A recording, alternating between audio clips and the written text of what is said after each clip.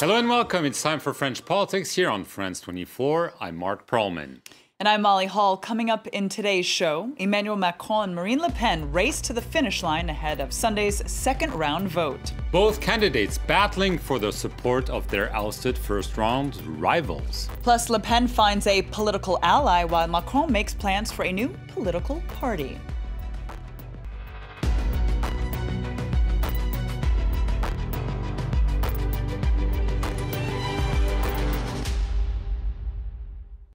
This is the final week of campaigning in France's presidential race. Emmanuel Macron and Marine Le Pen are crisscrossing the country to drum up support. And in a bid to convince undecided voters, the candidates are lashing out at each other ahead of this week's debate.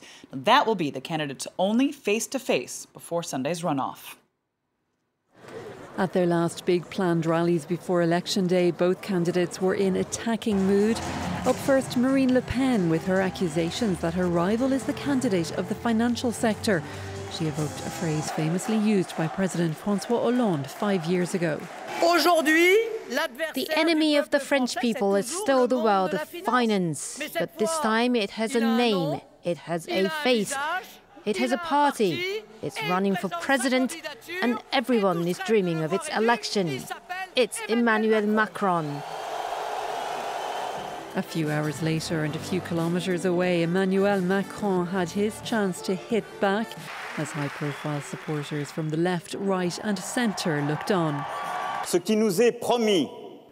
What she's promising is the rejection of the pact that unites all of us.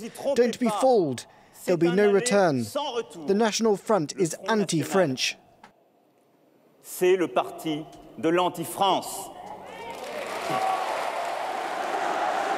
Le Pen's newest ally, first-round independent candidate Nicolas Dupont-Aignan, shared the stage with her for the first time.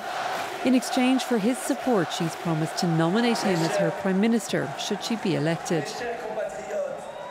L'échange. The links that I've built with Marine to enrich her presidential project are the proof of her ability to become a great president who will bring people together. Emmanuel Macron thinks he's the great uniter. He reached out to supporters of leftist first-round candidate Jean-Luc Mélenchon. Many of them say they'll stay away from polling stations on Sunday. J'ai pleinement conscience. I'm fully aware that on the 7th of May, I'll be doing more than promoting a political manifesto. Like all of you, I'll be fighting for our republic and for democracy. On Wednesday, Macron and Le Pen share the same stage for a TV debate as they go one-on-one for the first and last time before Election Day. Well, first of all, let's take a look at the latest polls. They're showing that Emmanuel Macron is still in the lead with some 60% of voting intentions. They haven't moved much, those polls, Molly. What's interesting, though, is that some 90% of Macron voters say they're certain to cast a Macron ballot this coming Sunday. And this is really a big change from round one, where Macron's support was much less solid.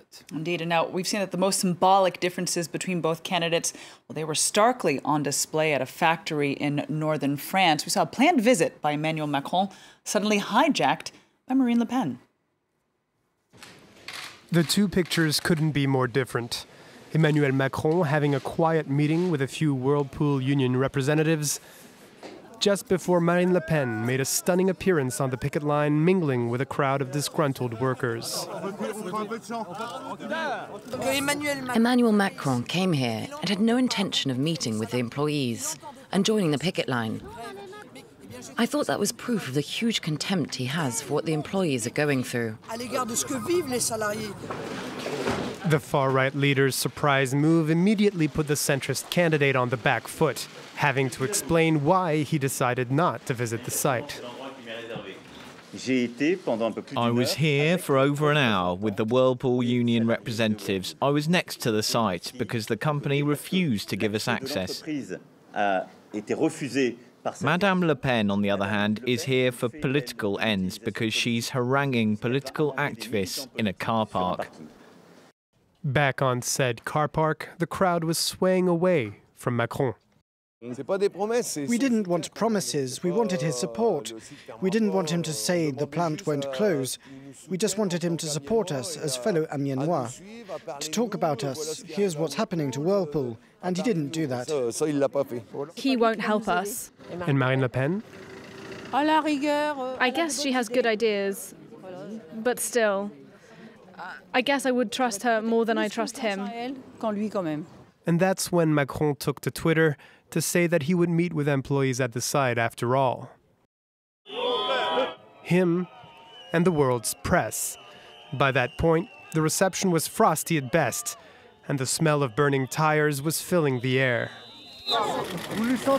Do you smell that, Mr. Macron? That's a smell of hard work. They've been waiting for you a long time here. Yes, I came at the time I thought was right. The candidate ended up spending an hour talking to workers, broadcasting it live on Facebook. By the time he shook their hands to say goodbye, the booze had slightly subsided. Well, Molly, there are two key elements that will determine Sunday's outcome. The first, of course, is turnout. If it's lower than the first round, it will likely favor Marine Le Pen, whose electorate is more motivated than Macron's. The second will be what the supporters of both the conservative leader François Fillon and the far-left leader Jean-Luc Mélenchon will do next Sunday. That's right, Mark. Now, combined, they represented about 40% of the first-round votes. On the far left, Mélenchon has refused to fully endorse Emmanuel Macron. Those who are in favour of Marine Le Pen are those who will vote for Marine Le Pen. I've said we should not vote for Marine Le Pen. I'll say nothing more because it would only divide my supporters. Well, on the right, Molly, the party is divided between those who want to openly vote for Macron next Sunday and those who are not willing to go that far. To beat someone, there aren't 1,000 choices. You vote for the other candidate. That's why I said openly I will vote for Macron, and I called on all sensible voters to do the same. If we continue to throw ourselves at Emmanuel Macron, like we're currently doing, I think there's a chance our party could cease to exist politically. So for Marine Le Pen, it's a tough balancing act. She needs to bring under her tent both the far left and the conservative sympathizers. To do so, she posted a video urging Mélenchon voters to trust her. I felt like between many of you that the red flags were being replaced with the blue, white and red, and the beautiful Marseillaise was being sung by the supporters of France Unsubmissive. I'm appealing to those voters of France Unsubmissive to say that now we must block Emmanuel Macron. His proposal is the polar opposite of the one he supported during the first round of the campaign. He does not represent change. He is a continuance, or even worse, of François Hollande. Well, Le Pen also trying to woo François Fillon voters. She went so far as to even plagiarize one of his speeches. Take a listen. Trois façades maritimes. La Manche et la mer du Nord, ouvertes sur le monde anglo-saxon et sur l'immensité septentrionale. La façade atlantique qui nous ouvre depuis des siècles, le grand large et qui nous livre ses aventures. La façade méditerranéenne, foyer de civilisation parmi les plus vieilles et les plus riches de l'histoire. Well, Molly, this lasted some 3 minutes. Obviously, Le Pen aides embarrassed, but saying, well, actually, Marine Le Pen had done so on purpose so as to send a signal to Fillon supporters. Indeed. Well, Mark, let's see then what the second-round voting intention is among those supporters. We've got Jean-Luc Mélenchon supporters. 52% of them will cast a ballot for Emmanuel Macron, where 17% are likely to vote for Marine Le Pen. We do have 31% that will not vote for either candidate. As for François Fillon's supporters, nearly half of them will support Emmanuel Macron, 49%, 29% for Marine Le Pen, and the undecided are some 22%. And Molly, history continues to be written in this unprecedented presidential race. For the first time ever, the National Front managed to secure a political ally. That's right. Anti-EU conservative Nicolas Dupont-Aignan won just under 5% of the first-round vote. And now he could become France's next prime minister. As president, I would name Nicolas Dupont-Aignan Prime Minister of France. We'll form a government of national unity that will bring together people based on their abilities and their love of France. When France is split in two and we want to defend it, what appeared perhaps to be impossible has become clear and possible. I call on French people to join us.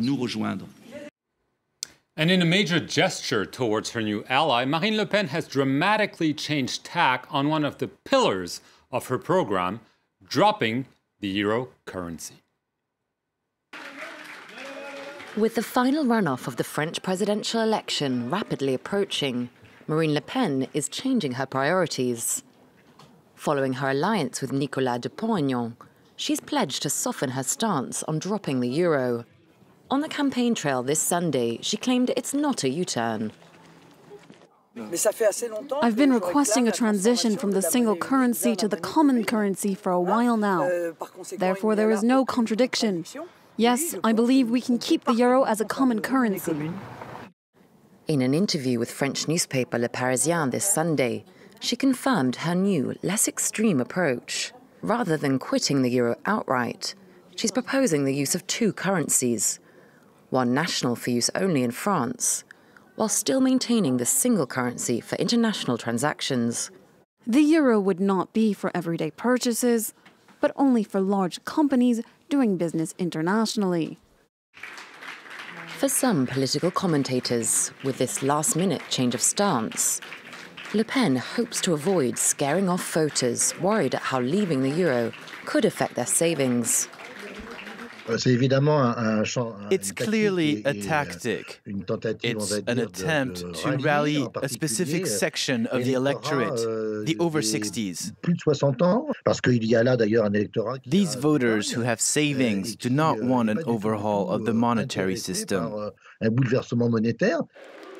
According to a study carried out by Ipsos, only 10% of the over 70s voted for Marine Le Pen in the first round of the French election. So as for centrist Emmanuel Macron, he's announced that his onward movement would morph into a political party, and he makes no secret that the goal is to suck the air out of the mainstream socialist and conservative parties. It will be essential to make the move from a political movement to a party, and the goal is to have candidates that can be elected. So a new party with candidates who are former socialists and former Republicans. Exactly. While Macron's move is likely to further weaken the Socialist Party, the immediate concern of that party and its leaders is over next Sunday's second round. They want to ensure that the nation doesn't drift into far-right political hands. The moment the dream died, few thought Socialist Party candidate Benoît Hamon would make it to the second round, but no one expected him to gain just 6% of the vote. It left the party scrambling to prevent a slide further to the right. Marine Le Pen. President Marine Le Pen? Never. We have to block the far right and vote for Republican values. 2 days later, party activists were out in force, distributing millions of leaflets printed urging support for centrist independent Emmanuel Macron. At their side, party leader Jean-Christophe Cambadelis. I don't think France will ever accept Marine Le Pen, but we really have to be careful about abstention. The fact is, the fewer people who turn out, the more Le Pen will get. You never know what could happen. A mishap isn't out of the question, and that's why we as socialists have to campaign. For activists, Hamon represented true socialist values, but without him in the running, their hope is for the nation to rally and block the National Front from getting through. It's quite hard and painful, but we're taking the defeat in our stride, and we're trying to support the candidate that's better than the other one. A lot of people are disappointed and won't turn up to vote. But that just means I have to work harder to get people, especially the young, out to vote. For many people, however, the decision's already been made. I see a real gap between Macron and Le Pen, so I don't think just reading something like this will change anyone's mind from one round to the next. Not mine, at least, but you never know. Such optimism may be the only thing the socialists have left, with the party threatening to tear itself apart as its MPs flock either further left or right in upcoming parliamentary elections. Their overwhelming hope is that a political group 50 years old won't end up on the scrap heap of history. That brings us to the end of our program. Thanks again for joining us. Indeed, and we'll see you next week on the Political Brief after France has chosen its next president.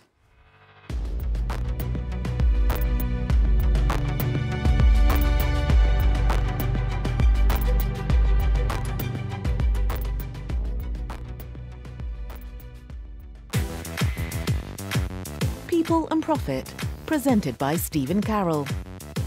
Business news is not about numbers, nor percentages and statistics. Business news is about people and how we live our lives. People and Profit goes beyond numbers to analyse how the global flow of money and profits shape our world. Intelligent and accessible, the show cuts across business, economics and politics. People and Profit, on France 24 and France24.com.